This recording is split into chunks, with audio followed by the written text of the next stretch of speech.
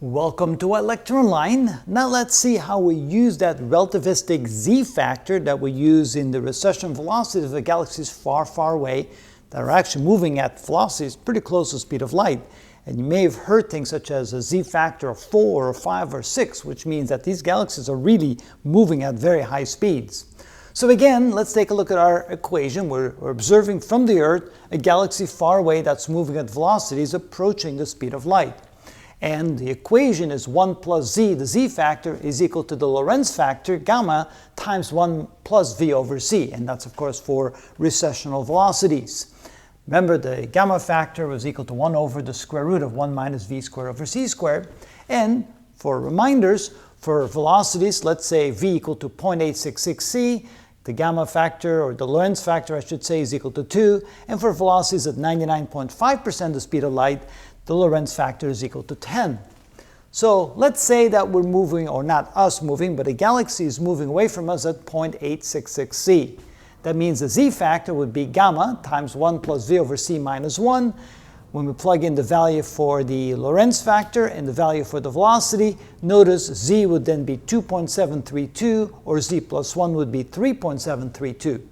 And now remember that the equation can then be used to solve for the wavelength of the observed frequency or the observed light divided by the wavelength of the source. Now let's say we have a source that has a wavelength of 500 nanometers, the typical wavelength of light between 400 and 700 nanometers, and we multiply it times the z plus 1, then we get a wavelength of 1866 nanometers. In other words, light from a galaxy that's so far away that it's moving at 0.866c, such that z is equal to 2.732, with z plus 1 being 3.732, then the light has shifted so far in frequency or so far in wavelength that the visible light actually becomes infrared light, and the only way to see those wavelengths of that light would be to have an infrared detector on our telescope.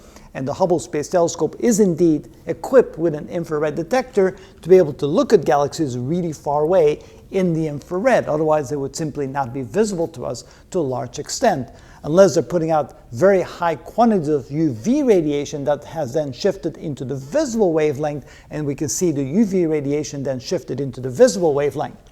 Now, what happens if v, the velocity, is 99.5% the speed of light?